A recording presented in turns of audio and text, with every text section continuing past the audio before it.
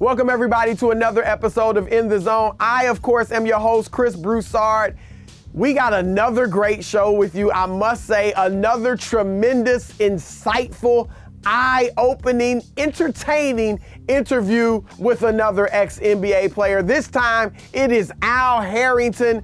I go back with Al till he was 18 years old. When he first got in the league, did a big story on him for the New York Times. It was interesting watching his career, and now he's doing some really interesting things as well. Very successful. So we got that. Of course, we got Knockdown Jay with my man Jason McIntyre. We're going to tackle some really good topics as we head into the NBA Finals. But first, as always, we're going to hit you with the top 5 postseason player power rankings. And this is the last one. We won't do one through the finals because you're only looking at 2 teams. This is the final installment, and it is going to be for the whole playoffs. It's not just who had a great week last week or the last 2 weeks. This is the entire postseason. Who, in my estimation, were the best 5 players? At number 5, James Harden. I know he's been catching flack. My staff here on In the Zone been ripping him. But James Harden, 29 points a game. I think he shot 41% from the floor. Gave you 7 assists a game to lead the team.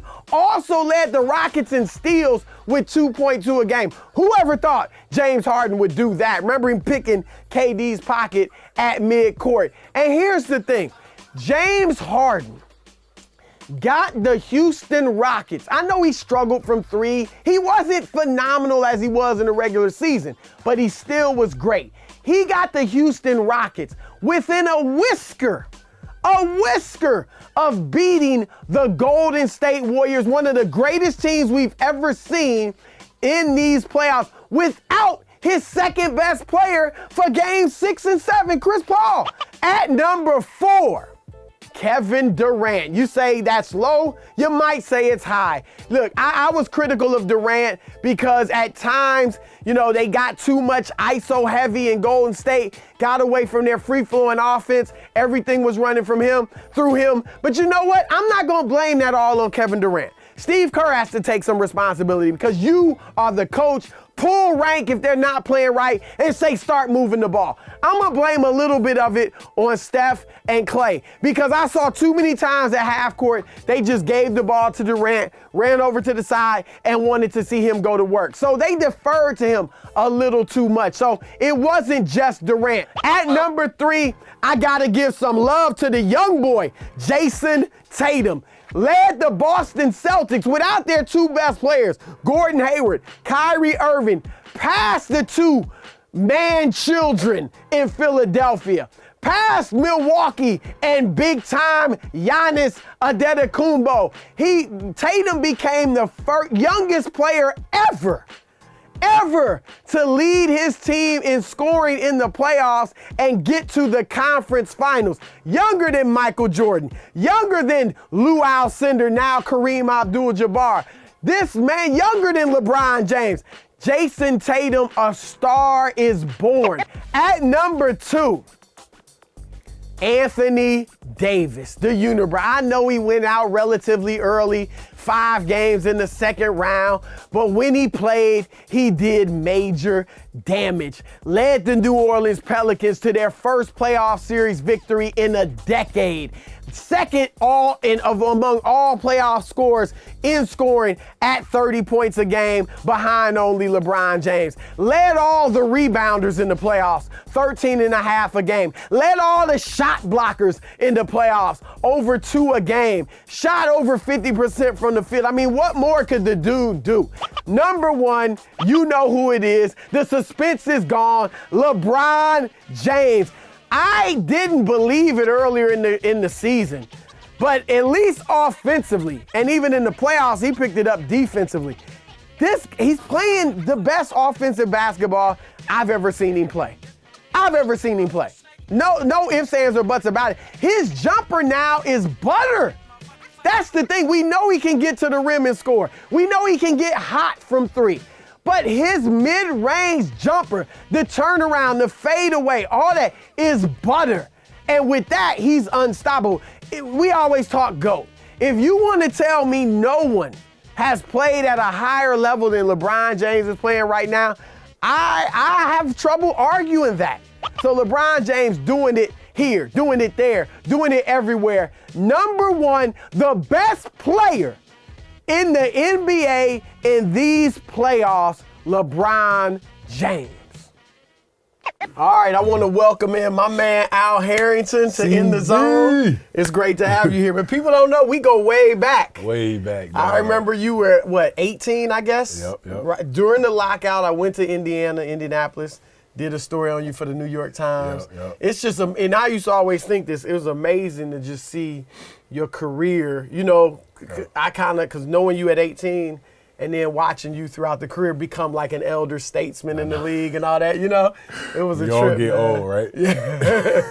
You were what, 34, 33? 34 my last year. So that's young, but when you go in earlier, right, it's like, yeah, I mean, I had played 16. It was my knee. I think I could have played a little bit more, but what happened was, it's funny, like you go through a little phase where like the NBA don't want you no more, kind of, so it really attacks your ego. You know what I'm saying? But for me, the reason why I didn't keep fighting, because I easily could have got 2 more years out of this knee for sure, but I think it was because of the business stuff that I had off the court, you know what I'm saying, was just as entertaining to me as playing basketball at that point. So it was an easy transition for me to just say, you know what, it's cool, I had my time, let me go work on something else. It's good you prepared yourself.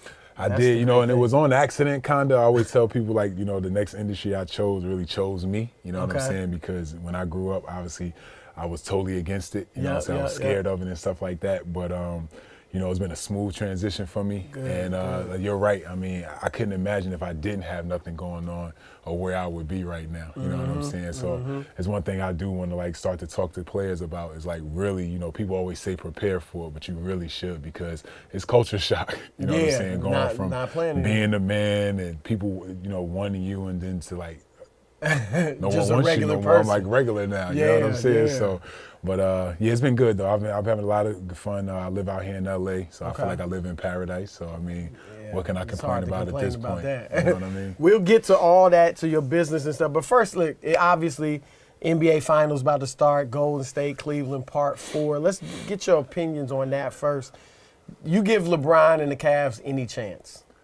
I give him a chance just because LeBron is like playing like with a 6-man this year. He's balling, right? You know what I mean? Like it just seemed like if it's any year for him to pull off something even more magical than what he's already done is this year. So I wouldn't write him off. You know what I'm saying? And at the end of the day, if he could just get his supporting cast to each, you know, 3 or 4 guys to get just 10. They got That's a shot. all he needs, right? Just get 10 sometime. You know what I mean? Sometimes he struggled with getting guys just to give him that. So if he can just get that consistently the entire series, he has a shot. What do you think about it? Looks like LeBron and KD will be matched up against each other. Right. There was a feeling last year after KD hit that shot in LeBron's face that the torch had been passed. Right. What's your thoughts on that? I don't think so. I don't think so. I think Bron still won it, man. I mean, you look at the way he played this year. I tell people all the time, like, if he played the way he played this year, he would have been the GOAT for sure. It wouldn't have been no discussion about it. You know what I'm saying? Like, he really put his offense on display. He put, like, everything on display this year. And before, he's always selfless and everything. This year, he was just like, year 15, I'm going to show y'all, like, what I really could have done. So, you know, at the end of the day, I think that if Iguodala don't play, that could hurt them. You know what I'm saying? Because if KD has to guard him the entire series, and you see the way, like, Bron is playing man amongst boys right now, you know, like, his post game is like Shaq almost out there. You know what I mean? So if he keep that going, I don't know what they're going to do with him. What is it like for you to see him in his 15th year? His athleticism looks just about as good as ever. I mean, when you're watching that, are you like, man, this is crazy? It don't make sense. I mean, I played. I played with great players, you know, and I played with guys that prepared themselves. I prepared myself, and to be playing at that level at year 15 is really amazing. You know, I take my hat off to him. Whatever he's doing is like, you know, obviously it's his secret sauce, and obviously he hasn't shown anybody else because nobody's been able to do it, which is smart. I guess his son will probably be the next one that can do it. But it's really amazing. I don't get it. I'm just like, he's out there playing at a level like he's 23 years old. Like, so when people ask me sometimes, they're like, how much longer you think LeBron can play? I'm like, easy 5 to 7 years. I mean, just think about it. I mean, the way he played this year. Yeah, he looks. And if he ever decides to go somewhere where he wants to be the second guy and not be the first guy, that just preserves him a little bit more. You know what I'm saying? Well, speaking of that, because obviously he's going to be a free agent this summer, where would you recommend, if he asked you, what would you say he should do? Well, my heart would say go to the Knicks because I'm a Knicks fan. You know what I'm saying? You know your heart ain't going to happen. Right? But if I was him, I would stay. I mean, where you going? You don't go to the West. Like, if you come to the West, you go to the Lakers, even if you go to San Antonio, now you got to play Houston or Golden State in the second round every year. Yeah. That doesn't make any sense. Yeah. You may as well stay in the East. You dominating over here. And I would say, most people say Philly. I like Philly, yeah. But why you like Philly? Because if he go to Philly, then he kills Ben Simmons. Ben Simmons does nothing at that point because LeBron, one, has to have the ball in his hand, and Ben can't hit a shot from me to you right now. And, I mean, hopefully he'll develop it right now. That's the reality of it. You know what I'm saying? So if he goes there, I think Ben takes 5 steps backwards. Yeah, Philly gets better, but I think Ben could be a little Brownish. Yeah. I think he has it in him. Oh, no. You know what I'm saying? Yeah. So my whole thing is like, I wouldn't take, if I'm Philly, I'm not taking Bron just because I would rather trust the process. That's interesting. Because I felt the same way. I talked to some people close to LeBron. They were like, because I told them, I said, you don't want LeBron taking the ball out of Ben Simmons' hands. And they said LeBron wants to play off the ball. Now, it's easy to say that, right? Yeah. But he been playing that way, not just NBA, his whole life. That's what he is. Look, he's a point guard. He's not an off-the-ball guy. That's why, like, even people say he'll go to Houston. I'm like, he definitely can't go to Houston. Like, that never will happen. You know what I mean? Yeah. So I think he just needs to stay right there. He need to go beg somebody to come play with him. You know what I'm saying? A la PG or somebody like PG, that. I think he'll be nice. Straight. You know what I'm saying? But I wouldn't leave Cleveland, so that would be my advice. Just stay there and figure out another piece to come help you. Okay. You were with the Warriors when y'all beat Dallas in the first round. What was that like? Like, y'all had played well against them in the regular season. Right. Was it 6-0 or? Yeah, we I don't beat know if you them played them 6 times. No, we beat them 4 times. You swept them. Yeah. So going into that series, did y'all just feel like, man, people don't know we got their number? We knew we had them. Like, it was never a doubt in our mind that we could beat them. You know what I'm saying? I think it showed. You know what I mean? And the fact that Don Nelson that just came from there, like, he literally had the blueprint of how to beat them. You know what I'm saying? Like, he knew everything Dirk would do. You know what I mean? And as much as I don't like Don Nelson, he was an unbelievable basketball mind. You know what I mean? He knew the game. He saw the game in a way that I don't think I could ever see the game. And I think a lot of coaches don't see the game that way. You know what I mean? So, he gave us a game plan, and I tell people my thing back then was like we were like computers. Like, he entered some information into our brains, and we just did it, and it was just like it worked every single time. Wow. Now, what was your issue with Don? He just, you know what, and it's funny because now that I got older, right, I've been sitting thinking like, you know what, was it that he was just trying to push me? It was just like he never made me feel comfortable ever. You know what I'm saying? It was never like a good moment between us. It was always something negative. But at the end of the day, when I sit and think about it now, I'm like, I did have some really good years there under him too. You know what I'm saying? So maybe that was his way of motivating me. So I was just in Maui or whatever, and right when I was out there was like an article that came out that said that like he had a cannabis strain or something like that. And while I was there, and I was thinking like, you know what? I hit Barron. I was like, B, send me Don's number. I want to hit him up or whatever. But I didn't hit him. I ain't hit him no. But I was thinking I should just hit him up and just figure out if me and him could sit down and clear make amends. Yeah. Now you came out, of course, right out of high school, 1998 draft. But it was your 7th year before you became a full-time starter. Right. Looking back, would you have done the same thing, or do you ever wish you had gone to college or anything? I mean, I don't know.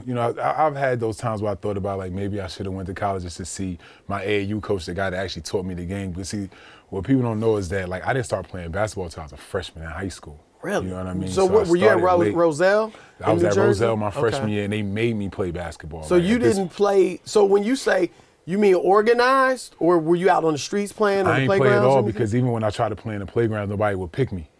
Wow. So I would go to the park. I was uncoordinated. I was chubby. You know what I'm saying? I had a growth spurt. So I was 5'10", fat boy in Orange, New Jersey. Were you athletic? I wasn't athletic or nothing. So I moved to Roselle, but that summer I grew from 5'10" to 6'4". Wow. So when I got there, everybody see this tall, lanky kid walking around. They're like, oh, you play basketball. And I'm like, yeah, I play a little basketball. I hadn't played basketball at all. And even on my freshman team, I didn't start. I didn't play a lot. On the freshman team? I played freshman basketball in Roselle, and I got put on the team because the JV defensive coach was the head basketball coach. So he called me Big Daddy. And he's like, Big Daddy, you playing basketball? I'm like, nah, coach, I just want to focus and get ready. I want to try to play varsity my sophomore year, football, because football was my first love. I played football. So how good were you in football? I was good. but I was always on the offensive line. I was fat, so I wasn't all that athletic or whatever. So I was always on the offensive line, and I was a defensive end. So those were my two positions. And I was just telling him, like, I just want to focus on football. He's like, no, you playing basketball. So he made me play or whatever, and I started playing, and next thing you know, I just started picking it up. You know, my freshman year, like I said, I was terrible. But my AAU coach, he was there to recruit another player on my team, and instead of him getting that play, he got me. Wow. So he started working with me. And then I decided to transfer schools, which is a leap of faith, to go play to St. Pat's, to an all basketball school where, like, literally my freshman year I didn't even play, to starting on a national, you know, we was top 10 in the country. As a sophomore? As a sophomore, I'm starting on this team. I was terrible then too. Like, I averaged probably 6 points a game. How'd you start though? Because I was 6'6". I was big. You know what I'm saying? Did y'all have any other D1 players? Shaheen Holloway. Oh, he was over there. Yeah, I remember. He went to Seton Hall, right? Yeah, that was the best player on our team. And then we just had a bunch of other 6'5", 6'8" guys or whatever. But I guess, you know, my coach did see something. Kevin Boyle, who's down at Mount Verde, I guess he saw something in me. He let me start. Sophomore year, like I said, I averaged 6 points maybe. And then he snuck me into the Adidas camp that summer. But that summer leading up into Adidas camp, I was with my AAU coach every day, like every single day working out. And I went to the camp and ended up being one of the top 10 players at the camp. And then everything just took off for me from there. I didn't know the whole background that you had to play. So your junior year, did you do damage at My St. junior year, I averaged like 23 or whatever. And it was funny too because, you know, I could talk about it now, but like Boyle, when he snuck me into the Adidas camp, he was there trying to steal another player. Oh, really? Like some kid around the country that was kind of just really good, lost kind of, you know. So he was like, we got it. And this way he's telling me, he's like we plotting. He's like, yeah, we got to, some guys we may have to talk to him, but like, you know, we need him to come to St. Pat's. And I ended up being his best player. You know what I'm saying? Wow. So what was the toughest thing about coming out of high school and going straight to the NBA? For me, nothing was tough because I think that when you're that young, you're just young and naive and you go with the flow. Like, you don't even realize the magnitude of the decision that you just made. You know what I mean? When I decided to go pro, it was just because I was a top player in the country. That's what you're supposed to do. So that was the only reason why. Did you take recruiting trips, go to college? I took recruiting trips. I went to Georgia Tech. I went to Ohio State. I went to St. John's, Seton Hall, and I skipped my NC State visit. I didn't take that one or whatever. But I took visits or whatever. The whole time I knew I was going pro. Wow. Yeah, I never had no intentions on going to college. And because I know when I did the story on you, it was during the lockout. Right. And you were living with Antonio Davis. Yeah. Did you live with him throughout the season, or? I lived with him that whole season because remember the lockout like ended in the middle of the night, if you remember, and it was like training camp was 2 days later. Everybody had to get going, so. You know, I was talking to Tone, I was just like, you know, should I find a spot? And he's just like, man, you done been here all this time, you may as well, we got 2 months, just stay here, you know what I mean? So he looked out for me, and then I brought my family out the next year, or whatever, just so I had that support because Antonio had got traded. What do you think the rules should be? Because it looks like they may go back to the high school players being able to go pro. They should definitely go back. Like I said, I mean, when you really think about it, like who wasn't successful that came out of high school? You know what I mean? And then other thing that people love to say is like college helps you become an adult and manage money and all that. So far, I haven't seen any of the high school players broke either. You look LeBron, Kobe, they very smart. You, obviously. I'm just saying, you haven't seen none of that yet. You know what I mean? So, I mean, all the guys that went broke, these guys went to college 4 years. You know what I'm saying? So, I think it should change. I mean, the 1 year rule really makes no sense at the end of the day. I mean, all the college system doing is pimping those kids anyway. You know what I mean? And making them live under these crazy restrictions that make no sense at all. So, I mean, if a guy's good enough to go, let him go, man. And if he's not, then that's on him. That's a decision that he made. Yeah, I think they should somehow, like, if the kid doesn't get drafted in the first round, now if you can go to the G League, then you got a safety net. You know, years ago you couldn't go to the D League, and so that was the problem. But now if you can go to the G League. Right, now that's a good point because now they've actually made it easier for the guy to go now. You know what I'm saying? Because if you can go to the G League, and even if it take you 2 years, same as college, but at least now you're making a little bit of money. You know what I'm saying? And you're getting that exposure to the pro game. You know what I'm saying? So if it does work out, now you go and you're way ahead of the curve. Yep. Now you played for 7 teams during your career. I want to highlight 2 of them.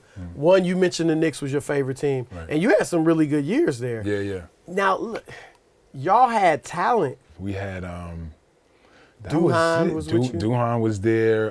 Quentin Richardson was there. Eddie Curry, but Eddie Curry, so when I got there, right, Mike had already decided who he was gonna go in, who he wasn't. You know what I'm saying? So he had already alienated Marbury, Curry.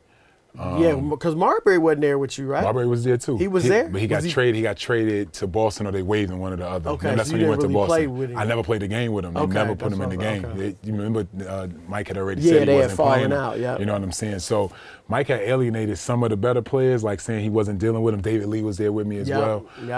So we really wasn't that talented. I think we could have been better because we played in the East. But I just feel like they was really just trying to set up trying to get LeBron. You know what I mean? I think that was the focus. They thought they were going to get they didn't even really want us to be that good. You know what I'm saying? In my opinion, because I felt like, defense was never a priority there. And I'm just like, how can we win a game if we don't focus on any defense? Mike D'Antoni was your coach, so we just saw him lose to Golden State in the Western Conference Finals. What was it like playing for him? It was cool. I mean, he's not confrontational, right? So, I wanted to stay a Knick. You know what I mean? Like, I really wanted to stay a Knick. I was even willing to take a little bit of a pay cut, the whole thing. But for some reason, me and him never really saw eye to eye, and I never understood it. And you put up good numbers. I put up great numbers, and I always used to ask. I'm like, Mike, what can I do more? What can I change? What would you like to see? And he's fine, it's fine. Everything's fine, everything's fine. That's all every time. It's fine. So I'm like, all right, it's fine. And then, come, towards the end of the season, his agent, guy named Warren something. Oh, yeah, Warren LeGarry. Lauren LeGarry. I'm hearing stuff that he telling teams that, Mike hates me and this, that, and the third. And I'm just like, where's that coming from? Like, dude, I'm the most coachable dude I felt ever. You know what I'm saying? Like, if a coach told me he didn't want me to shoot, I would not shoot. You know what I'm saying? If we was going to win doing that. You know what I mean? So I just never understood why me and Mike really never hit it off, because I know I was open to it because I wanted to be a Knick. I loved his system. Like, everything was perfect. What was that like playing in his system? It was like playing outside. And it's funny because I felt like Don Nelson's system was like free. Okay. Then Tony's was you had way more freedom, believe it or not. So what does he tell y'all? Like what is? I mean, his biggest thing is he just he believes like moving the ball, the ball finds the correct energy to get the shots and stuff like that, which I feel like it found me a lot or whatever. But he's very easygoing. You know what I mean? That system that you playing, like I said, it's so free flowing, it's so fast. That's why the point guards always have a blast in it. Because if you can pass a little bit, you keep he preaches keeping the floor so spaced, it just opens up the court, literally. You know what I mean? So that's why I knew that adding CP was going to really take them to the next level, because even though James played the point guard, James is not really a point guard, even though he get point guard numbers, you know what I'm saying? But to have a point guard that's been playing a point guard his whole life at that level, I knew Houston was going to take that next step, which they did. Yeah. Now, I heard D'Antoni, too, you might go months without hearing the word defense in reference to your team. That's Is that true? That's facts. So did y'all not just at all focus on it? Or? Nah, I mean, it's so weird. Like, we just didn't go over it. So, like, on game days, we would do scouts. You know what I'm saying? We would talk about. So you going through their you guarding their offense. And we'd talk about schemes or whatever, but it was never like, on really good defensive teams, you drill it every day. On the good defensive teams I was on, like, we drilled it every day. Like, we knew at the back of our hand, you know what I mean? It was never that kind of detail. If we did go over stuff, it'd be like 5-10 minutes, if that, you know what I mean? But he was a firm believer that offense dictated the defense. And he'd tell us that all the time. He'd be like, guys, shoot the ball right. The ball be balanced, or you know what I'm saying? Like, there was always some type of scheme that he had in his mind, and I guess it made sense because he was the coach, you know what I mean? But I remember me and Larry Hughes had went in, and we talked to him about, saying that as players, I swear to God, as players, we said that as captains, that we could get the players to come in 15 to 30 minutes early before practice, before he even started, to go over defensive stuff. Just without him? Without him. Y'all could do it? Okay. We could just do it, or just have a coach out there, I swear. Dog, he was so upset that we came in there and said that to him. He just like, what the defense? Like Larry never played again. He had to play me because I was averaging the dub. Yeah. Larry never played another game. Did he trade him right away? He didn't trade him. He just the last, whatever, wow. 18 games, whatever. Larry didn't even play a game. Because we was just tired of getting our ass kicked, man. We just got tired of getting, you know what I'm saying? We just got tired of it. We like, we scoring 115 a night, but they getting 138. It's a big, you know what I'm saying? We knew that it was something we had to change, and we thought it was defensively because we knew we could score with anybody. You know what I mean? That was the easy part. But we just couldn't never stop nobody, and I don't know if we just didn't have confidence as a team or what, but over there in Houston, from what I see, they're playing defense. So it seems like he has a defensive coach. And Bizdelic. Yeah, Jeff so that's Bizdelic, what he's so, and I mean, it's obvious, you know what I'm saying? Like the game is two ends of the floor. You can't win on one end of the floor unless you got guys that you know that's not gonna miss. You know what I mean? And that's just not gonna happen. So, but I take my hat off to him now. Like he definitely got a team that defends for sure. Yeah, they do. Now, another team you played for was Indiana. Right. And y'all had some characters up in there. We had Steven Jackson on here. I know you good friends with Steve. Yeah, that's my brother. He said he was a blood while he was playing with Indiana. So he said he had his red bandana hanging in the locker. So did all the players know what that meant, or did he advertise he was a blood? How could we not know? That's all he talked about. Oh, really? He swoop, whoop, bang, bang, da, da, da, da. Some days I'll be scared to come in the locker room not knowing what Jack will be on. But no, Jack, the same person he is today he was when he played, but he was just times 1,000. So if you think he crazy now, just imagine like when he was like really young. Yeah, he's probably matured. Yeah, he's matured a lot, but he's still crazy. But like when he was young, man. But yes, we all knew that he was a blood. We all knew that he was active. Not that he's out there shooting anything, but when he go home, he'd go on the block with the homies, and he was never afraid of that life, not at all. Were any of them around the team? Nah, he never brought them around. Really? The only time we would see him was when we would be like in Houston, because that's where he's from. You know what I'm saying? So he'd have like a couple of them would drive up or whatever. But even them, like you would see them, you wouldn't think they was like gang bangers or whatever. They'd be cool. They had their little red flags or whatever. But at the same time, they was out just to have a good time. They weren't like trying to looking for somebody to shoot or whatever, or trying to see if somebody had on blue. You know what I mean? So a lot of that life, you know what I'm saying? I mean, we don't live it because we're not in the trenches, but I feel like a lot of it is just glorified through media and everything else, and just some people got to live up to the hype. Are there many players that, I talked to Baron Davis once, he said he had been involved with gangs in LA. Are there many players that are involved in that at all? I don't think involved meaning, like I said, meaning active or wearing flags, but I just think that it just depends on where you grew up. Yeah. Like you can't get away from where you grew up. So like, if you live in a blood neighborhood, you know bloods. If you grew up in a Crip neighborhood, you know Crips. You know what I mean? So I think that just depending on where guys grew up, and a lot of these dudes, they thank the gangbangers for like helping them get out. Yeah. You know what I mean? Because they protected them. Because they protected them and made sure they were straight and kept them out of trouble. You know what I'm saying? So, I think that thing goes both ways. You know what I'm saying? Yeah. Because I think that a lot of times, even though people live that life, they also understand that there's a better life out there. And especially if they got a kid that's in the neighborhood that could, have a better life, they're going to make sure that happens. Now, you also played with Meta, World Peace, or Ron Artest at that time.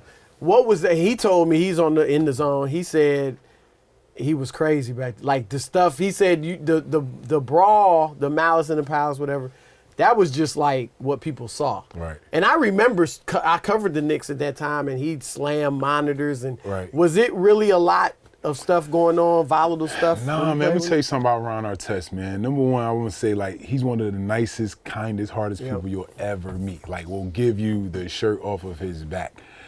I think that he has behavioral issues that may need medication, but it's always like in the moment. You know what I mean? I think if it's if he's just sitting around chilling, like he'll never go there. It's impulsive, right? It's just like, and then he just goes. I grew up with Ron since I was 14 years old, so I've known him since I was a freshman. You know what I'm saying? First time I ever seen him in a tournament. So y'all played against? I played against him all the time, and even then, like I always thought Ron was way older than me. Come to find out he's only a year older because he just kind of had that presence. You know what I'm saying? The kind of way he used to talk to us or whatever. You thought he was just a lot older than us, but as far as with Ron's stories, like I tell people one story, like some Jordans came out and we were in Indiana, and this is when the Nike Town was in Chicago. So he left shoot around and he drove to Chicago. From Indiana? We had a game. I said he left shoot around, right? He left shoot around and drove to Chicago. It's like a 2-hour drive, right? To pick up the sneakers, right? And then he drives back for the game, right? So he gets there, hour and a half for the game, so whatever. He was able to get there and back because he had 5 hours. He made it back and forth, right? So he got the Jordans on. He wanted to play in them. We go out and we play, right? Never forget this. Go out, play. Ron numbers was, I never forget this night because I had to look at the stat sheet just to make sure I don't get it wrong. He had 26 points. He had 9 rebounds, 7 assists, like 4 steals and 4 blocks, right? That game, right? So, of course, he was player of the game. Yeah. My locker here, facing the TV and everything. He walks in, his locker's right here. He come in, he's like walking like, that's how he's like sounding, like he's walking, right? So he sits down next to me and he go like unlacing his shoes all fast, right? Fast, right? And he kick them off, boom, boom. When he kicks them off, I realize he don't have socks on, right? He played barefoot? Listen, that ain't even an issue. So when he kicked them off, right, kicked the first one off, the left one comes off, it comes off and it turns to the side, right? And I look and I'm like, there's no insole in it either. So I pick up the shoes, right? I pick up the right shoe and I look at the size, right? It was a 14 and a half. Ron wore a 16. He wanted to play in these shoes so bad that he wore shoes a size and a half too short with no socks and no insole and dominated the game. Wow.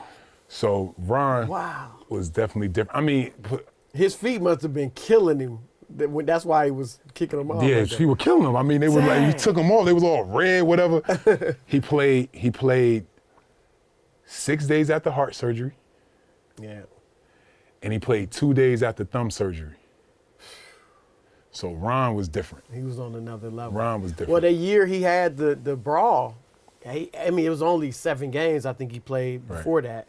But he was playing at an MVP level. Oh, no, he was killing. I mean, I really believe, and that's the first year I left because I was there and I got traded for Steven Jackson or whatever, and they was killing the East, if you remember. Mm-hmm. And even that game, they was beating the brakes off Detroit. They had, because we had Detroit number the year before. Reggie should have just dunked the ball instead of with that block. You know what I'm saying? So we should have went to the finals that year anyway, the year I was there. But that next year, adding Jack and just a year older, Jermaine was better, everything, whatever. To me, they was the favorites to win it. I think that was the year for Indiana to get a championship in the NBA, for sure. But Ron, you know, that whole incident just messed the whole thing up. But they was my favorites for sure. Wow. Well, we talked earlier about life after basketball. Mm-hmm. And so you are, I don't know what the technical term, cannabis distributor? Entrepreneur. All right, entrepreneur, all right. Yeah. A ganjapreneur. So just tell me, I mean, you have a company that, it's not just medicinal marijuana, right? It's medicinal and it's recreational. So for me, because it's all legal in California. It's all legal in California now. And to me, I don't understand what's the difference. I don't understand why they make it a difference because I feel like even people that use it, you know, recreationally, they use it for a reason. You know what I'm saying? And at the end of the day, cannabis heals anyway. You know what I'm saying? So it's all medicinal to me. So you feel like dudes just, because, you know, you grow up, you think dudes just getting high, they just want to get high. Right. But do you feel like even then it has some type of It has that, but it definitely has a healing. It's a healer. Number one, our body has endocannabinoids in it. You know what I'm saying? So we're made to interact with the cannabis plant. Okay. That's why when we smoke, we get high. You understand what I'm saying? Because we have cannabinoids in our bodies already. You understand what I'm saying? People that smoke, a lot of times they don't know why they're smoking, just to say. Mm-hmm. But at the end of the day, like sometimes people smoke just to go to sleep at night. Sometimes people smoke just to relax. You know what I'm saying? Yeah. So what's the medicinal, like how can we say as a doctor, like you need that? You know what I mean? And then when you take it a step further, is like the reason why, you know, we have our medicinal side of our business, right? And that's what we really dominated. And, you know, we have a concentrate company. So pretty much we grow flower to extract it down to making it, you know, medicinal grade, but it's a concentrate. So it's like, you know, normally if you just smoke the plant, you'll get like 30% of THC. But when you smoke it as a concentrate, it may be 90%. And that's what you... And that's what I make, correct. So that's why we make it for a lot of, you know, like vets, people with terminal HIV and cancer and different things like that. But, you know, from the lifestyle part of it, I tell people all the time, like, you know, why is it okay for us to, you know, go drink a beer or drink a whole bottle of Grey Goose? Like, there's no medicinal benefits from that, zero. at least with cannabis, like I said, your body heals from within from using the plant. You know what I mean? Now, it's up to you to realize what's your thresholds. You know what I'm saying? But when you think about it, how many? Same thing with alcohol. Yeah, how many people in our weight? How many people do you know, or stories that you've read that people got high and went and crashed their car and killed a family? Not like drunk driving. Not at all. You know what I'm saying? I mean, I just feel like this plant is just something totally different. It needs to be looked in a different light. You know what I mean? And that's why, you know, for me with my advocacy and shit, stuff like that, I want to change the narrative. Okay. Because, you know, I was one of those people. Like, I grew up in Orange, New Jersey. We grew up in the same area. Like, we had people that smoked weed, and then we also saw down the alley, see somebody smoking crack.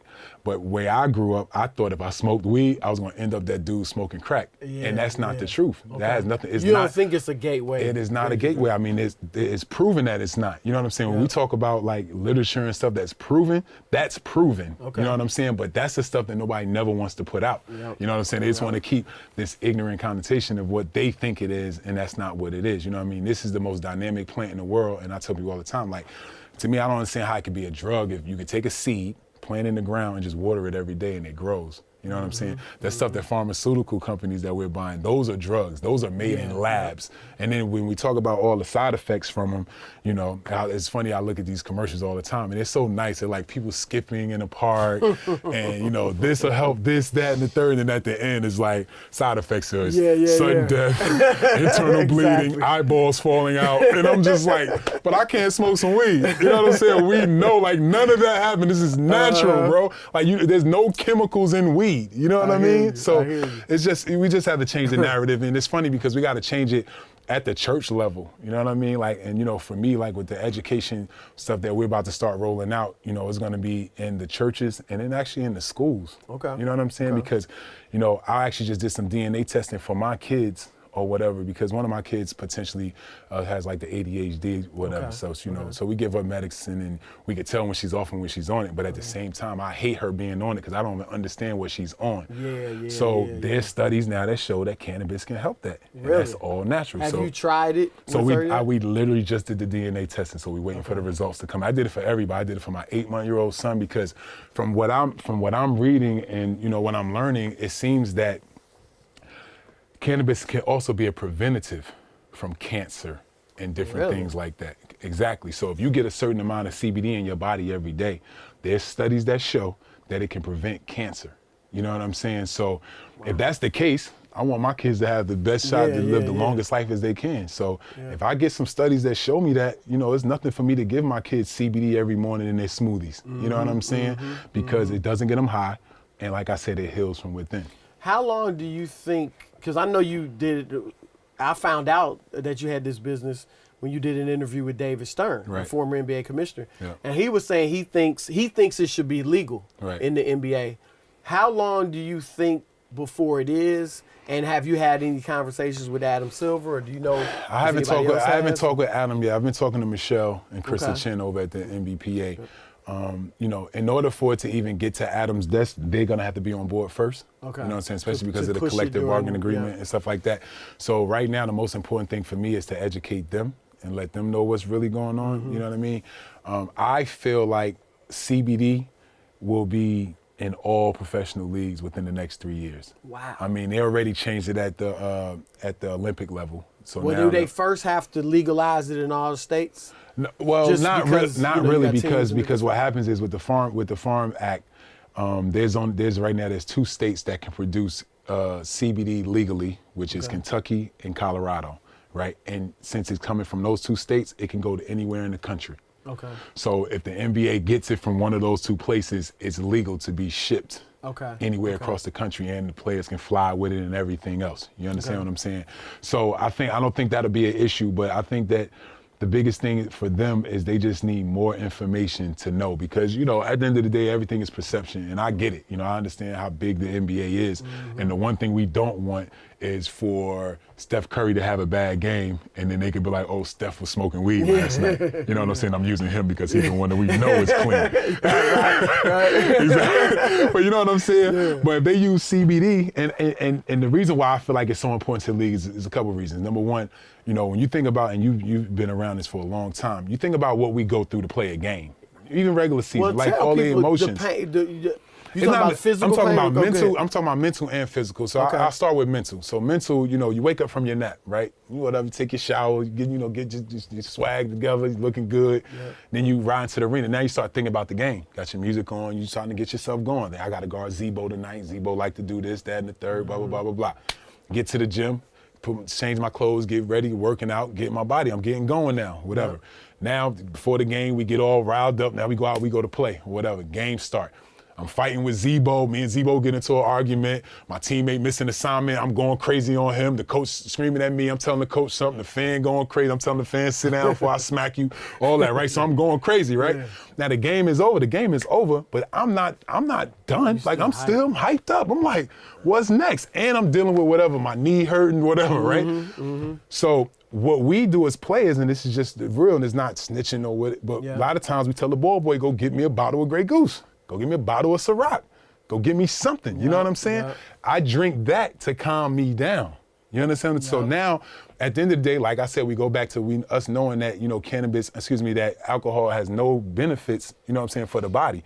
All it's gonna do is what? Dehydrate me. So now I done had a couple drinks, not saying I'm drunk, get on the plane, have a couple more drinks. Now I get to that next city. Now I'm definitely dehydrated. Now I go to bed, wake up.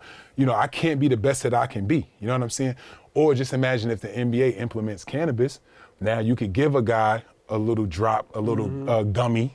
No, because I mean, it could be very small. You know what I'm saying? What you give them. So now instead of giving them a Celebrex, you know what I'm saying, or giving them some type of Vicodin, I took them for 8 years, 7.5. I took 2 in the morning, 1 at night, every day. Even though during the summer, like, and I knew the side effects. You know what I'm saying? Even one of my teammates, Jason Colley, I'll never forget, man. I was in Atlanta with him in the locker room, and we were sitting talking about, because I was taking the Celebrex, and he was just like, "Damn, man, you take them every day, huh?" And I was just like, "Yeah." He was like, "Man, you know the side effects of all that stuff?" And he started telling me some of the side effects. You know what I'm saying? He died the next morning. That's right. Oh, the next morning. He died the next morning. Wow. Was he taking them? I don't know what he was taking. He was taking stuff for sure because he was dealing with injury.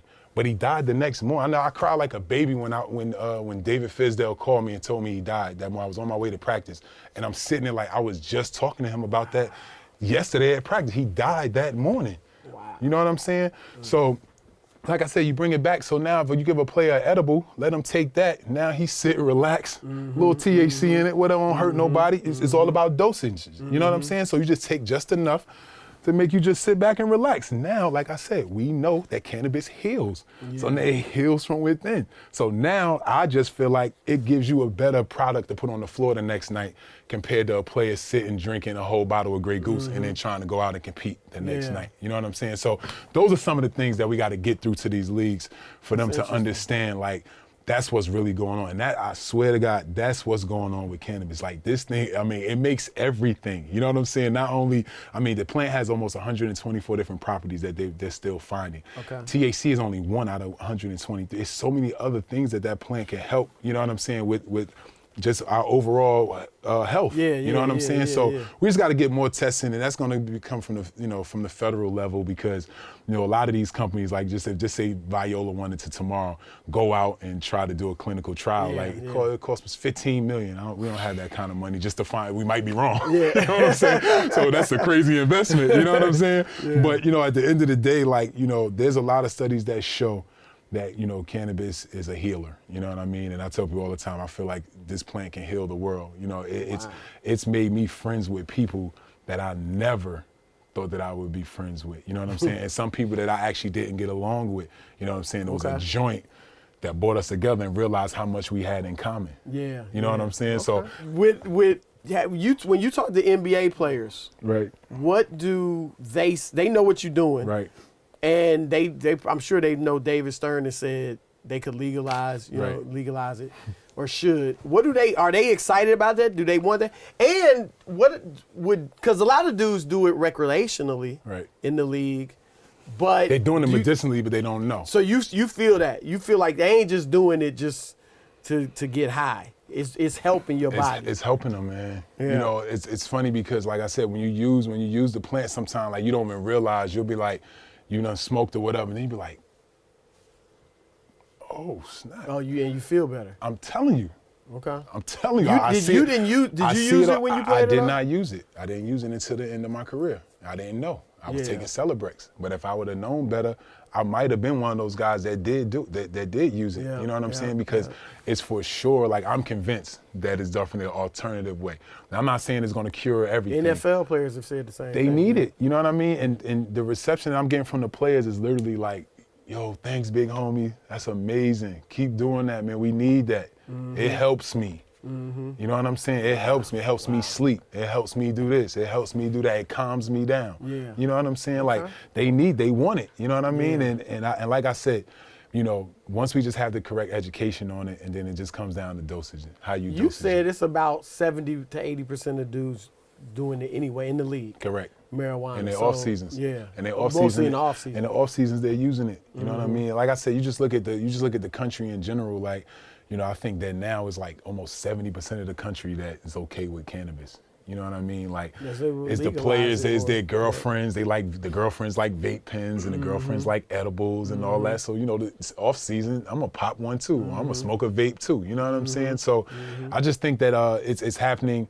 And like I was even telling you, like, from the church level, you know, like, even with my grandmother was 81 years old when I first had her try cannabis. You know what I mean? And when you talk about somebody that's straight and narrow, and I told you, like, if she not going to heaven, we all going to hell for sure. Like, you know what I mean? And for her to use it and now need it every day. I read the article where you said she's using it regularly. No, my grandmother smoked it. Like, when I had her try it, I had no knowledge about cannabis. I just had her try it because of what I read in the paper in Denver. That it helps with glaucoma.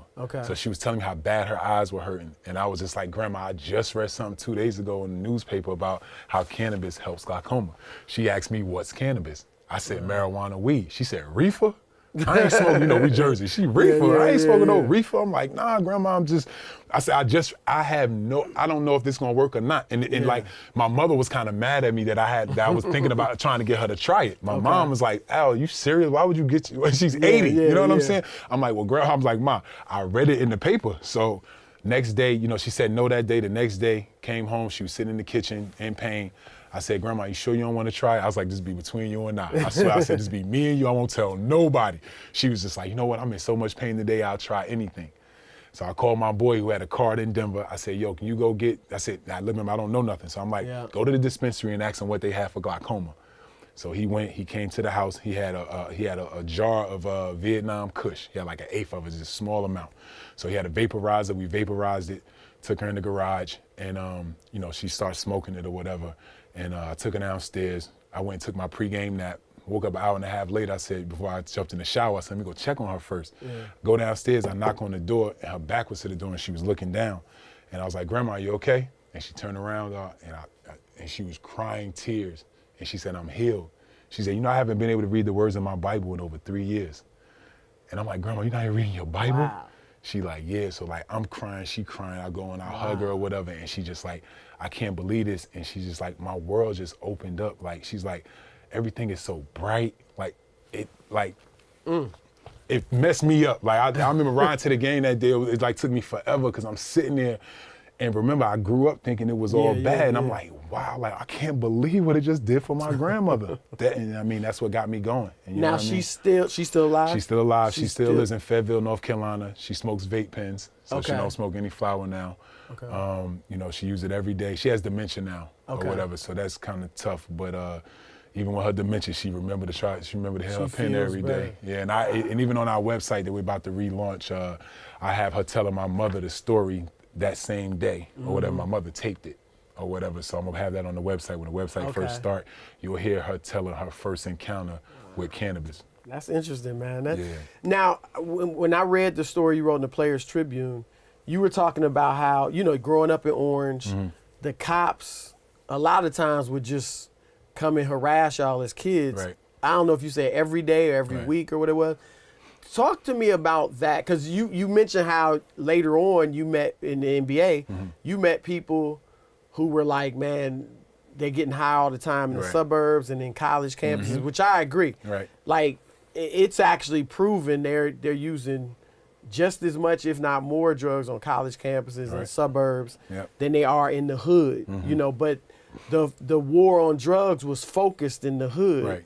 So a lot of people, when they see, you see what's going on with the police brutality. Sterling Brown, Thabo Cephalosha, non-players as black men. A lot of people who haven't encountered anything like that or aren't from those neighborhoods, they can't fathom that the police might mistreat people like this. So I think it's important for people to hear it from people they respect, people they looked up to, whether they're athletes, whatever, businessmen, entertainers. But tell me about what you encountered, kind of as a kid, just regular growing up. I mean, it's funny, like, it's even growing up, and it was even when I was in the NBA, when I played for the Knicks, I had an encounter with the police at a charity event. You know what I'm saying? So, like, So what happened? Tell me about that. So I'm at Russell Simmons' charity event for Win Haiti, the first Haiti thing or whatever. And literally, it happens or whatever. He has an event. Go on the event, make a little donation or whatever. I come walking out, and I had a driver when I played for the Knicks. Okay. So my driver's sitting. He's outside the truck though, and he's a young dude. I like to hire from within my people. You know what I'm saying? So that's how I hire people. So I hire my best friend's brother to drive me. Okay. So he's outside the car, and I see the police like sweating him or whatever, right? So I walk over. I'm a Knick. You know what I'm saying? So I walk over. The cop that turned around had a Boston hat on, had a Boston Celtics hat on. Swear to God. So I walk over and I'm like, you good, Mo? And before he could say something, the cop said, he's none of your effing business. And I said, well, it is my business. I said, this is my truck and that's my driver or whatever. He like, who you think you are? And he starts pushing me, right? So now he a little dude or whatever, but I'm smart enough to know. And he had like 6 cops with him or whatever. So I like, I back up the first push. He pushed me again. I back up the second one. So the third time he pushed me, I stood strong. Or whatever. He's like, oh, you a tough guy. I said, dog, I'm not a tough guy, but I said, I play for the Knicks or whatever. I'm at a charity event, and I'm just trying to figure out why you got my driver outside the car. And he started going crazy, pushed me, turned me around, pushed me up against the wall. So like the saying whole you was show. a Knick had no effect on Just a whole show. Like a whole show. Pushed me. He didn't put me in handcuffs, but just like flexing his muscles. You know what I'm saying? And at the end of the day, you know what I felt that was about. You know what I'm saying? Because I'm a 6'10" black man. You know what I'm saying? But when you talk about like growing up in Jersey, like it was always when we was together. So, like I grew up in a complex of probably like 50 apartments, right? Upstairs, 2 levels or whatever. So mad kids and we all lived there or whatever. So we did everything together. We played kickball, we played baseball till we broke somebody's window. We did all that, you know what I'm saying? But then the corner store was the hangout spot because that's where Street Fighter was and NBA Jam. And Shinobi. Video games. You know what I'm saying? So that's where everybody going to play. We only could play if the older dudes wasn't playing. If they was down there back there, we couldn't go back there. But if they wasn't there, we go get our game on. So, a lot of times if they back there, we stand outside the store waiting our turn or whatever. And now how old are you at this point? I'm like 11, 12, 10, 11, 12 or whatever that age. And, we out there chilling, and next, the police car roll up, and we ain't thinking nothing of it. And they like, get out. Who got something in their pocket? Who got something? And we're like, we ain't got nothing. Get up against the wall. Run through our pockets. You know what I'm saying? Like, for nothing. You know what I'm saying? So, but at the end of the day, it spooked me, though. It worked. If it was a scare tactic, it worked, because I know I didn't want to go to jail. You know what I'm saying? Because I've seen them do that to the older guys, and they get locked up. You know what I'm saying? So we made sure we never had nothing, but we used to see it all the time, but it was normal. You know what I'm saying? How often would it happen, roughly? I mean, I would see it all the time. I would see it all the time. Like I said, the police station was right up the street anyway. You know what I'm saying? So you even catch some cops that just walking doing that. They didn't even have to be in a car. You know what I'm saying? So for us, it was normal. You know what I'm saying? We didn't even realize that we was being picked on. I didn't realize until I got older, like that wasn't right. That ain't a part of everybody's life. That's not how it's supposed to be. And then we talk about, like you said, the stories, all these people that's in the cannabis space, I tell people all the time, like, when I go to a lot of these events, I'm the only person that look like me. A lot of times, like most of the time, you know what I mean? But then I'm in here with these, young, white males or whatever, and they just bragging, yeah, I sold pounds on college campus, I sold this, I sold that. And I'm like, yeah, what the police? Police, what? For what? Us? What they gonna mess with us for? You know what I'm saying? Like, so that's how different it is. And you think about talk about the college campuses, like you can even look at the arrest records of like black colleges compared to universities, let's just say. There's no arrest. There's none. But you know what I'm saying? So I just feel like, the war on drugs was definitely real. You know what I'm saying? It was aimed at people of low income and different things like that, because weed is cheap. You know what I'm saying? That was our cheap way of getting high. You know what I'm saying? Then crack came. You know what I'm saying? So it was just definitely aimed at that, and that's why a lot of the rest, while we was, picked on a lot, You exactly. I mean, I went to Oberlin College, which was a predominantly white school, and it was kids, diplomats, kids, rich kids getting high all the time with no, you wasn't worried about. Because you the think cops. about it, and that's what I'm talking about when you talk about just like people who have access to stuff. Because if you get one of those diplomat kids pop, they gonna get off. It's a waste of time. Yeah. Yep. You lock us up, we're going down. Yep. And then when we come home, and that's what's so corrupt about the system, a la Meek Mill and all that. Yeah. It's like you give us a sentence, we complete the sentence, and then we come out, but the sentence is still on top of us. You know what I'm saying? Like we can't, you don't even give us an environment to really learn from our mistake, because once we're a felon, we can't even work at McDonald's. You know what I'm saying? And even like in the cannabis space, because all drug related arrests is a felony. So you can't do the legal cannabis? You can't work in the space. The only place that they're doing it right now is in Oakland. So in Oakland, according to the license process, if you had a drug conviction, cannabis related, it actually gives you an advantage to get a license. Oh, really? Right, but then of course, the people that are operating already, they're suing. They're saying, why do these people get an advantage? Wow.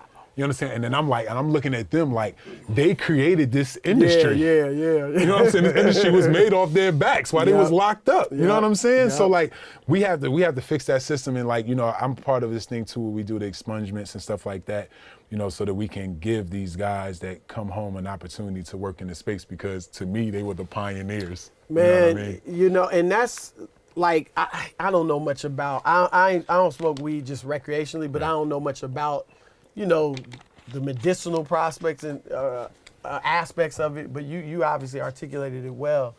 But so it seems like it's a fine thing. You know what I mean? It's a natural thing. It's got, you said, got healing purposes, but it does bother me when I know that so many people, particularly black men, have been locked up and their lives changed forever for doing something that now mostly white people, like you said, you're one of the few blacks doing it, and now it's legal. Right. And it's fine, and it's, in a few years it's gonna be like selling tobacco. And the other thing they're doing that's sucking is that they monopolizing the process too. It's like, it's not even like, minorities, or let's just say blacks, let's just call it what it is. Black people, they don't even have access to the capital to even try to get one of these licenses, man. You don't have it, because like Michigan, I'm going through the process in Michigan, right? I had to show $2 million in an account, working capital, before they would even accept. Yeah, just for them to accept my license. At first, I had to send them my bank statement that showed I had $2 million. How many black people we know that have that? None. They not even some. None. Exactly. You know what I'm saying? So they're monopolizing the process, and like a state like Florida. Florida, they're requiring that you have 25 years of agricultural experience.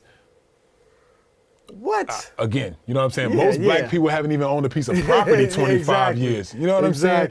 So it's just, it's a lot of changes that need to be made, and it's funny because as soon as we try to voice those issues, then all these lawsuits come out of nowhere. Because they just want it all. You're involved with, I don't remember what the group was, but one of the legal groups that's MCBA. Yeah, okay. So are you trying to bring those issues up? No, that's all we do. So we did National Lobby Day last year at the end of the year. So we went to the Senate, and we talked to all the states that have legalized cannabis or whatever, and we voiced our opinions, and we told them, and a lot of them agreed. They was like, "You're right. This is not right." You know what I'm saying? Because if they don't fix it, then it's gonna be. Then we just never gonna get a seat at the table. You know what I'm saying? And all we asking is just make it competitive, where you could just give us an opportunity. I mean, it's so many. Think about all the industries that we're not a part of. You know what I'm saying? We'll never have an opportunity. So I just feel like this one is one that, like I said, because of a lot of black people getting incarcerated and being locked up because of this, is the reason why it is where it is today.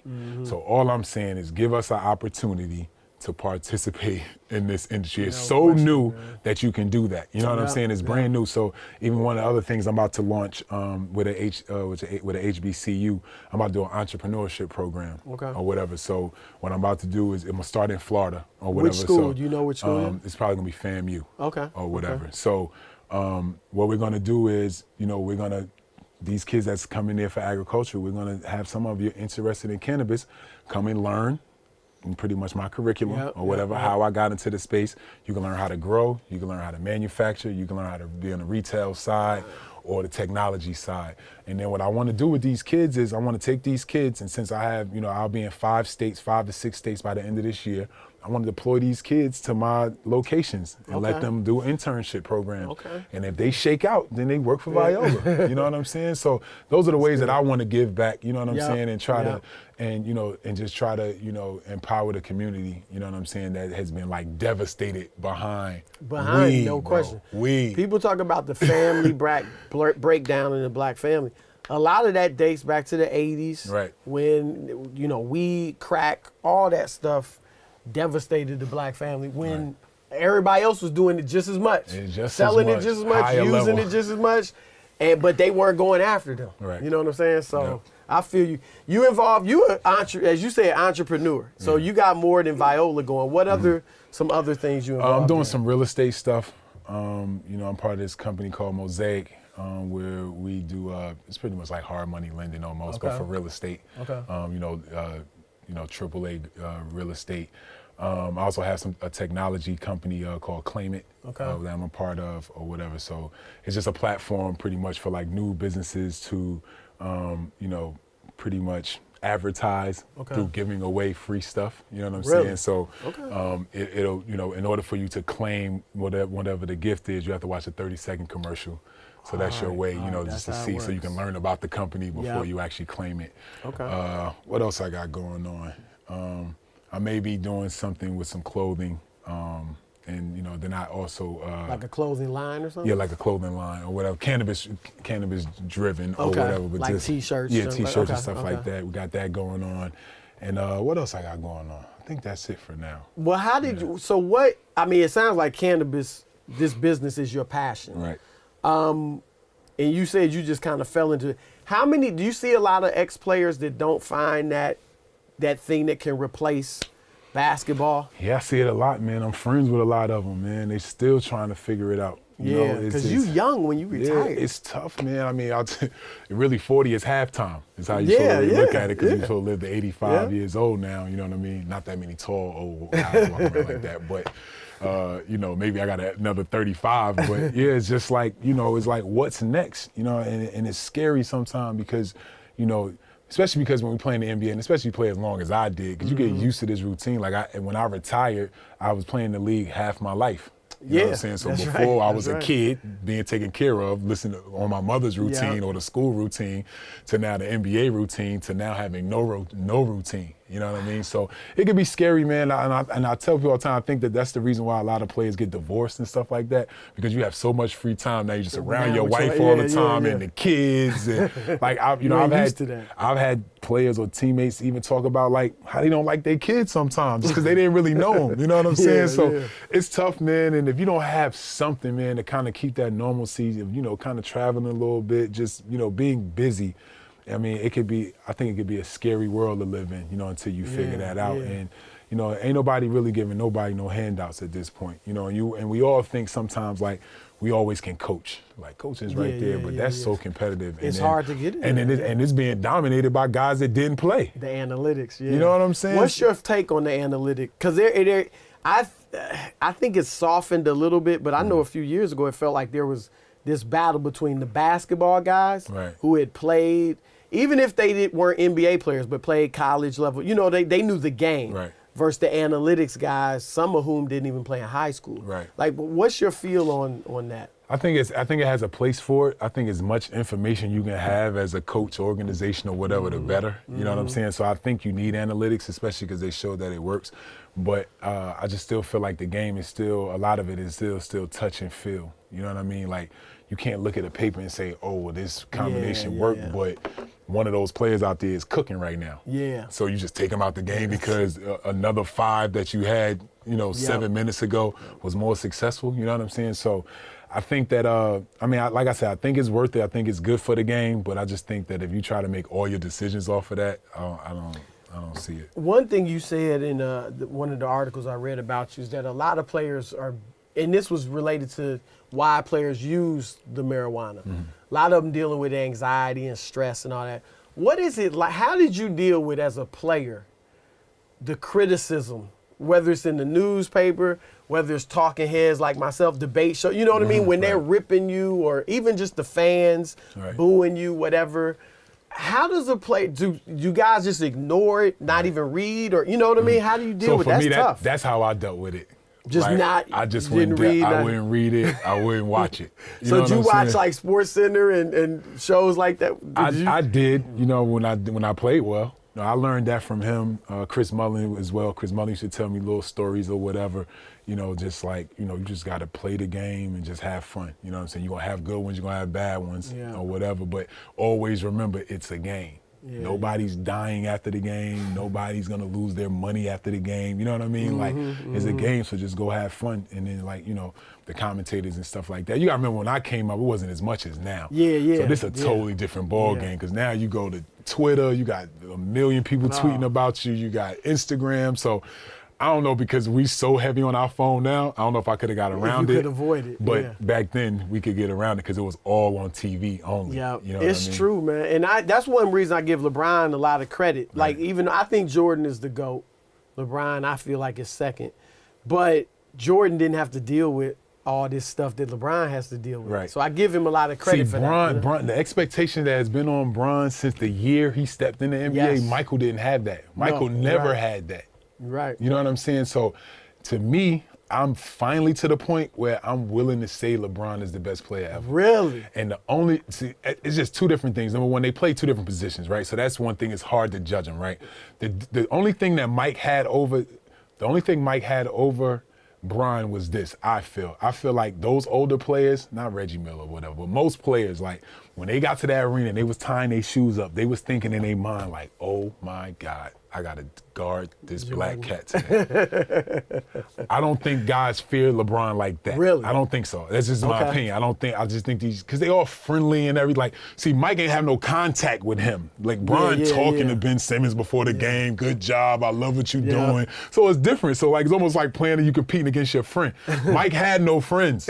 You know what I'm saying? Mike didn't deal with them. They ain't know what Mike was thinking that night. You know what I'm saying? So I just feel like the fear that Mike had on players, LeBron don't have on players. I feel like even Kobe might have had some of that fear in players. But what LeBron does, man, at his size, the fact that he can guard he's Magic Johnson, he's MJ a little bit. He just don't have the killer instinct, but he really does have the killer instinct. When you look at the numbers don't lie. You know what I'm saying? Like, every time, most times you need him to step up, he's right there. Especially you know what I mean? Yeah. And then, like, you just think about, you've asked him to become a better shooter. You've asked him to become a better post player.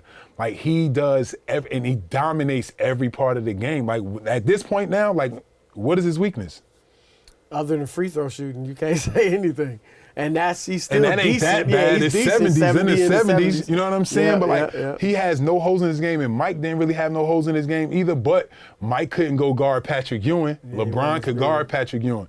Mike couldn't go guard Hakeem shaking. Bron could go guard him and actually, like, make it tough on him. You know what I'm saying? So with all that being said, he the best, man. Wow. He the best. That's saying a lot. That's saying a lot. So we don't talk about finals and all that, but who cares about that? Finals, I mean, he still got championships. Why? Because he didn't win every last one of them? So what? That's part of it. I mean, he playing, you know, I mean, which I would say the one that he lost that he should have won was the Dallas one for sure. Yeah. He should have won that, so I hold that against him. But, like, you look at those teams in Cleveland and I mean, come on, look at what Golden State has. Like, you losing to Golden State, that's not, I mean, that's tough. That's like him playing, I don't even know if Mike would have beat Golden State every year. He didn't beat a team as good as Golden State. And he definitely wouldn't have done it 3 years in a row. You know what I'm saying? Like, they didn't play a team. There weren't really super teams with Mike. So it's just a different game. But I just feel like LeBron's game, he can play in that league with Mike and them. You know what I'm saying? The way he plays now, like, I mean, you think about it, he can't dribble. He has no moves. He has 50, 15, and 12 every night. It's just amazing to me, bro. Yeah. All right, brother. Well, good luck with everything. Thank you, brother. Thank you. Appreciate it. Welcome to another segment of one of my favorite parts of the podcast, Knock Down Jay, where I get to knock down Jay's opinion. You know, I heard from people out there. They missed me last week. They were like, where's the debate? Where's the discussion? Broussard. Hey, we got to do this in the offseason. Miss you or miss me? I think they missed me a little bit. Yeah, I know it's your Goatsard. That's what they call you online, Chris Goatsard. I got my faithful, my loyal fans. Hey, can I take a quick shot at your playoff list real quick? Yes. You cannot have James Harden ahead of Donovan Mitchell. Donovan Mitchell was phenomenal for Utah against OKC and then against Houston. I actually thought Harden had a bad postseason. I don't want to go too deep here. This is not one of our debates. Yeah. But I didn't think James Harden was particularly good. 24% from deep against the Warriors. Yeah, it's tough when your second best player misses games 6 and 7. This is true. So your last 2 games. So think about the Warriors. You got 3, we can argue 4 people to worry about on offense. Do you have to worry about Draymond right now? Even if you take him out, though, you got 3 all-time great shooters to worry about on offense. Who else did you have to worry about on Houston? Well, Trevor Ariza, I can't make that. But that's what I'm saying. So that's a load on Harden's shoulders. It was too much. Michael Jordan only shot 41% against Seattle in the finals. Mm-hmm. He only shot 43% against Utah in his last Michael Jordan finals. is human? That's a fact? So I'm just saying, sometimes, when everything is focused on you, your shooting percentage might not be that high. All right, let's get to the debates, Mr. Broussard. Cavs-Warriors game 1 is Thursday night. We're recording this on Wednesday morning. Let's just go big picture here. LeBron pulls the upset, the magical shocker. Warriors, who look lethargic at times against the Rockets, let's say they don't show up. They felt like that was the championship, and they just forget to show up, and LeBron rolls. If LeBron is able to take down these Warriors, that part out. They're going to show up. They're going to show up. But if they don't, but if he beats them, no, just give it. If LeBron beats the Warriors in this series, are you ready to make him the GOAT above Michael Jordan? I say yes. Remember, heavy underdogs in this series. According to Las Vegas, the Cavs are the biggest underdogs in the finals in 16 years. Okay? He's outmanned. We don't know about Kevin Love's status for game 1 or going forward. Even with Love. And this would be the second time he took down this Warriors dynasty. I mean, listen, Michael Jordan accomplished great things. We're not going to dispute that. But what LeBron has done here this season, I think if a win over the Warriors in this series, a finals victory, you got to make him the GOAT. The GOAT. I mean, you said the GOAT. It's close already. I love LeBron. LeBron is second on my list all time. Is it a 1A, 1B, or 1-2? No, he's just second. Okay. It's 1-2. If he were to beat the Warriors this year, then it might be a 1A. Ooh. I still would not put him ahead of Jordan just because I'd want to see a little bit more. That'd be 4 titles. 5 losses. Don't worry about the losses. I'm not using finals. that. That would be 9 trips to the finals, which obviously is more than Michael, and it would be 4 victories. Like you said, 2 over. I don't know if we could call them an all-time great team if they lose, but it'd be certainly a great team. Okay. A better team than Jordan ever faced in the finals. No doubt. But I would not put him ahead of Jordan. I might. See how it plays out. I might be willing to go equal, but I think in my gut I would have Jordan 1, LeBron 1A. And I'd want to see what the rest of LeBron's, last few years played out. Because here's the thing.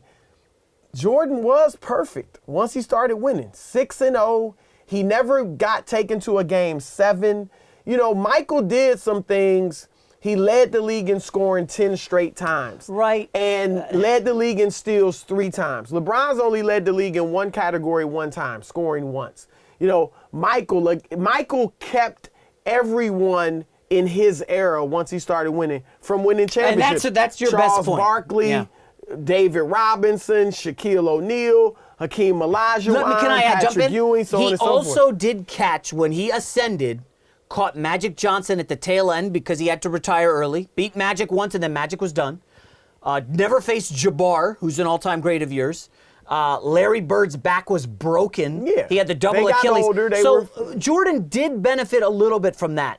I got to say, when I don't you know look if at he competition, benefited from it. I know as you like much those as they Sonics just, teams and those Jazz teams, but man, this Spurs dynasty that LeBron took down, this Warriors team. Well, that if you look Spurs back, team was a bit older. Duncan wasn't quite himself. I mean, they needed a when they met in miracle Ray 2013. Allen 3. No, I know, but that's one of the things that, people will look at if LeBron were to win this championship, and rightly so, look at it and say, man, he carried a bunch Jeff of Green and Rodney Hood. Of mediocre. I don't even want to say stiffs. I won't disrespect them. He carried a bunch of mediocre players to a title over a superstar-laden team. But you also have to look at this. When LeBron had superstars with him in Miami, they were the most talented team in the league. They didn't win it probably twice. 4 straight times. They only won 2. Yeah. That's the thing. I love only 2. No, I'm saying do you know only. Charles Barkley would kill. He would maim and murder for 1. See, that's making my argument for Jordan. It does. Because what we're seeing this postseason, and really just since Jordan retired, is how incredibly difficult it is to win a championship. LeBron James has had a career that no one else has had other than Michael Jordan. And yet he's only won it 3 times in 15 years. In Miami, he had the most talented team in the league probably for 4 straight years, and they only won it twice. We look at this Warriors team. Look how much they're struggling just to get there 4 times and win it 3 times. And remember, in 4 Jordan, years. after those 3, He took retired. a year and a half off. Yep. I think and that was then massive. came back. But he won it 6 times in essentially 6 years. Think about that. Well, are we seeing going to guys count that struggle. loss to the Orlando Magic? I mean, if you want to Yeah, you kind of have to. He played 17 games that season.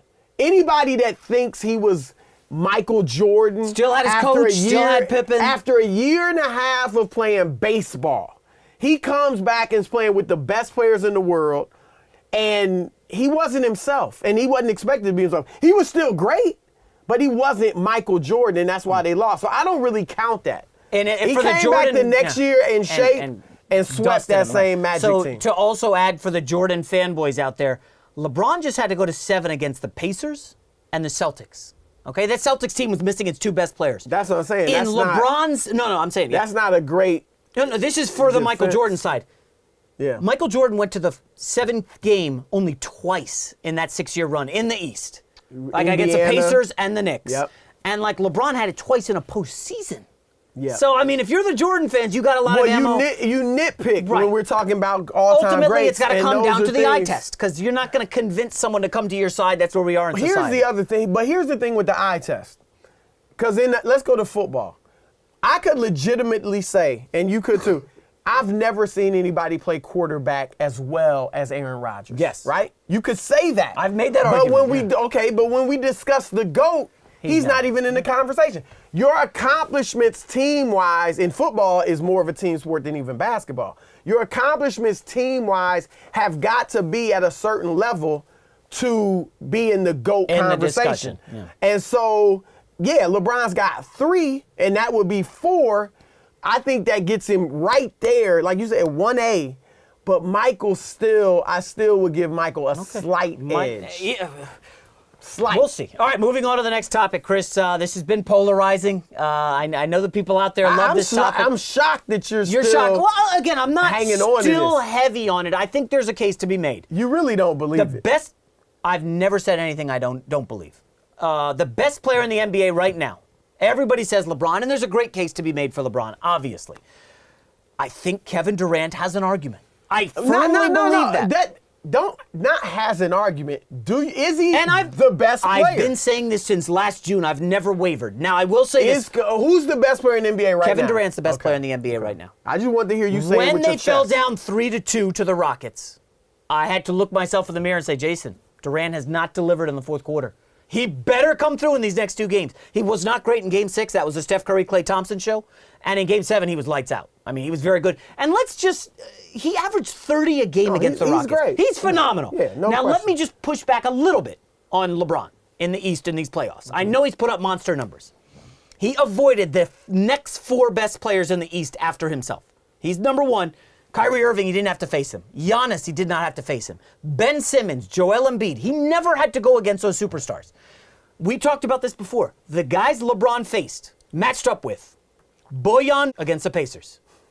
OG Anunoby, a rookie, good player, but a rookie, 20, 21 years old, on Toronto. And then Marcus Morris, who's a very good defender, but he ain't all first-team And Marcus defense. Smart, He's who's not much first. smaller. He's not a Defensive Player of the Year candidate. Yep. So when you look at the teams and the players he faced, you're like, I don't want to hear the Raptors won 59 games. They put Pascal Siakam on LeBron at times after OG Anunoby. So LeBron steamrolling, folks. I think it's Siakam. Siakam, whatever. I'm sorry. I apologize to the 8 Raptors fans who watch this.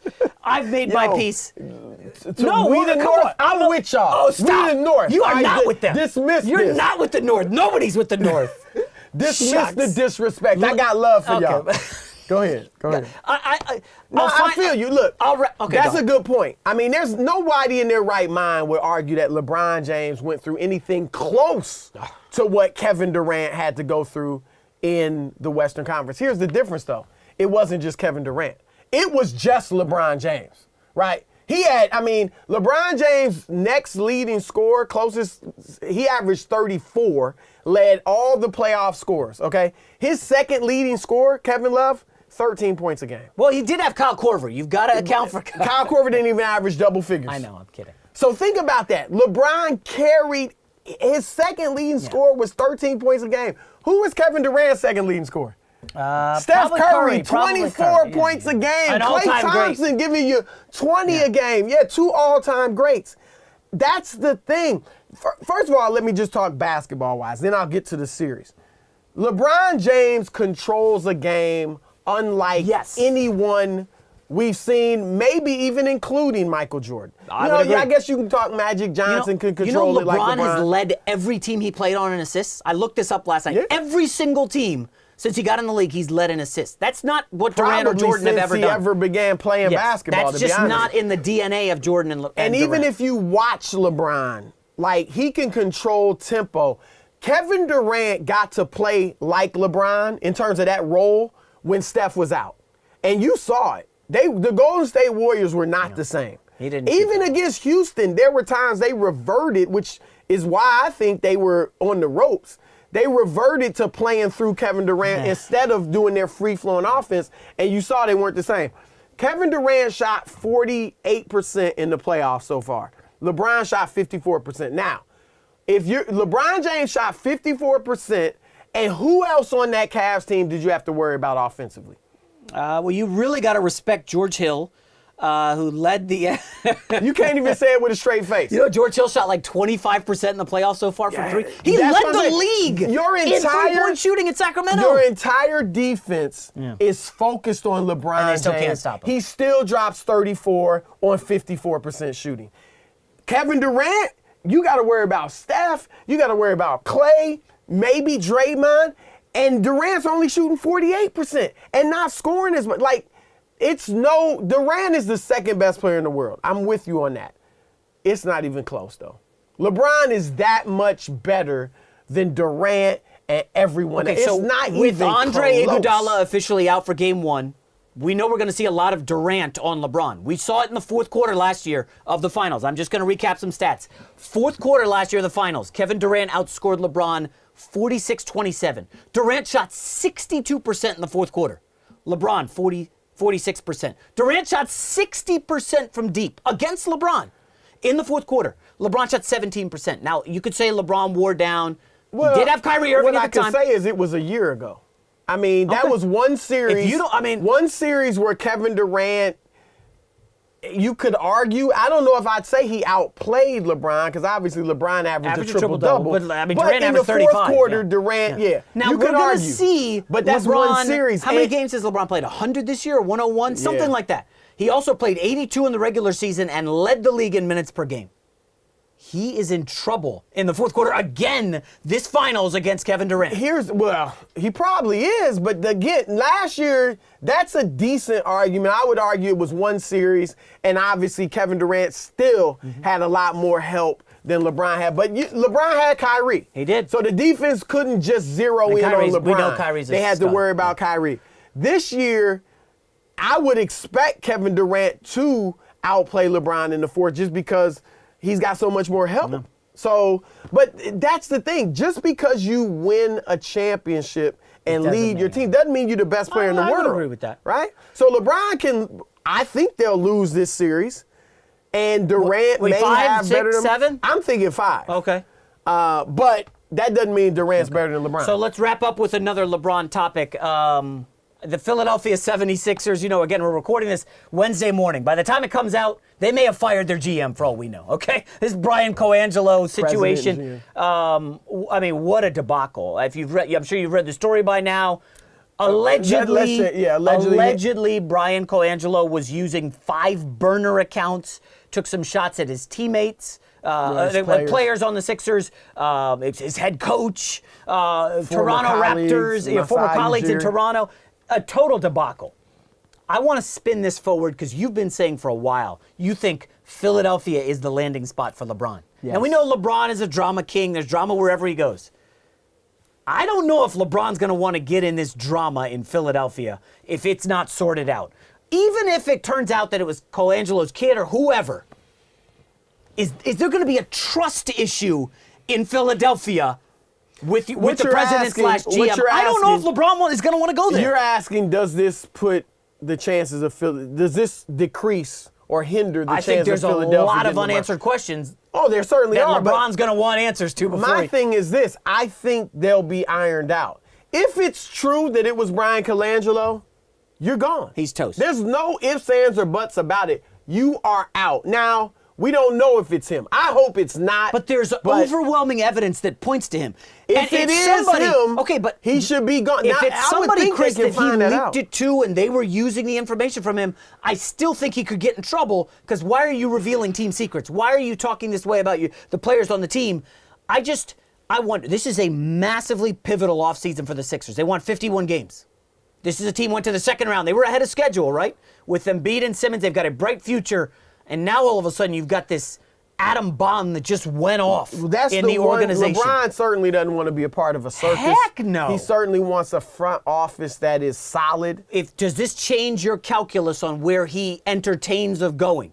Are the Sixers still the best spot, or all of a sudden are a lot of question marks? Sixers are still the best spot. They just pushed up their coach Brett Brown, new 3-year deal. I like Brett Brown. We know LeBron's had some issues with coaches. David Blatt, okay? In Cleveland his first time around. I'm fine with Brett Brown. Okay.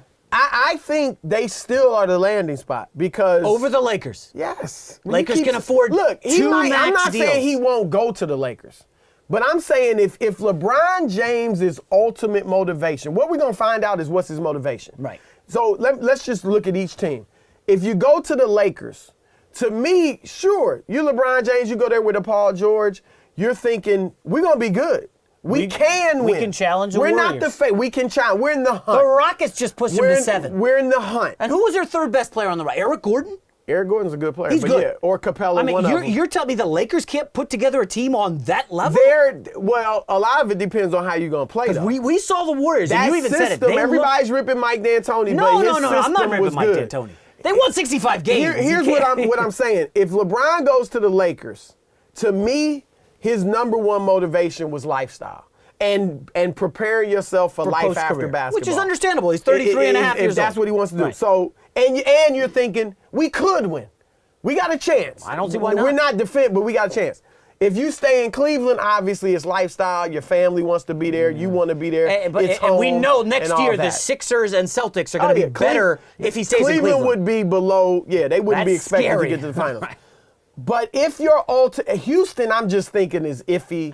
I don't think that fits. I don't know how it we works. got to go dive deep on Houston. And you would, if LeBron went to Houston, you probably have to lose Capella. You're losing Capella. You're losing a lot of your shooters. Eric Gordon, that team would be depleted.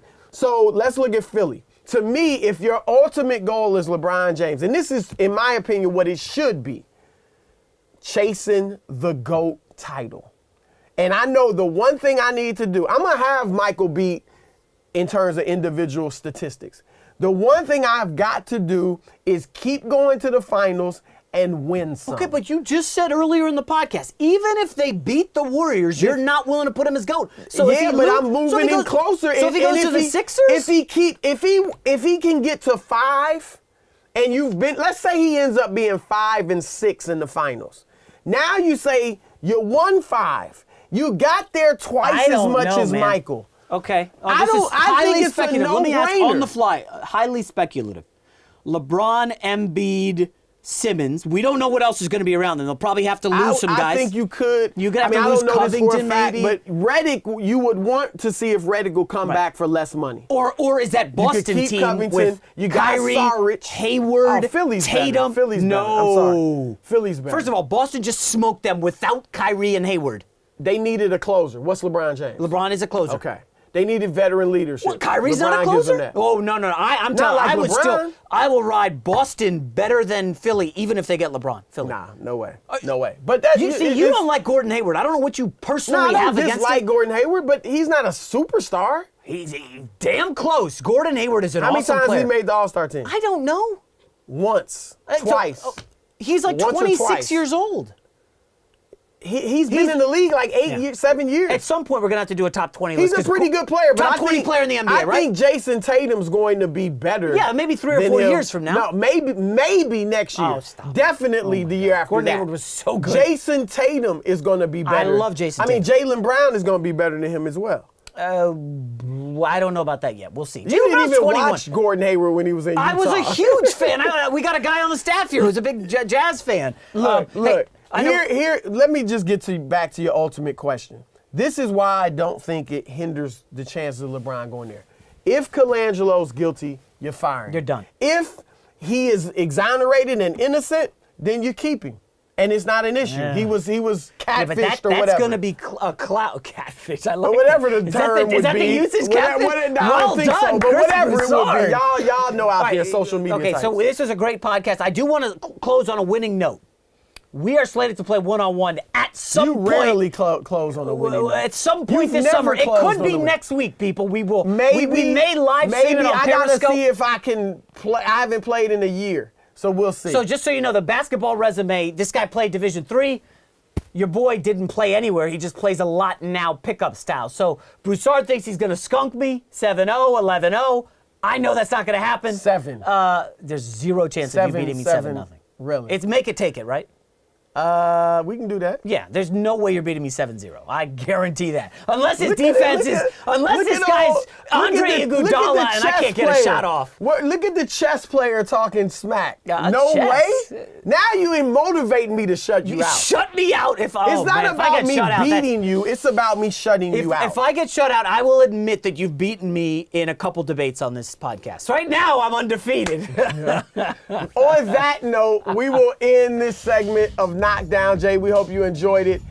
As always, give us a 5 stars on iTunes, Apple Podcasts, SoundCloud. Leave us a comment, and of course, download it for future episodes. Peace, people.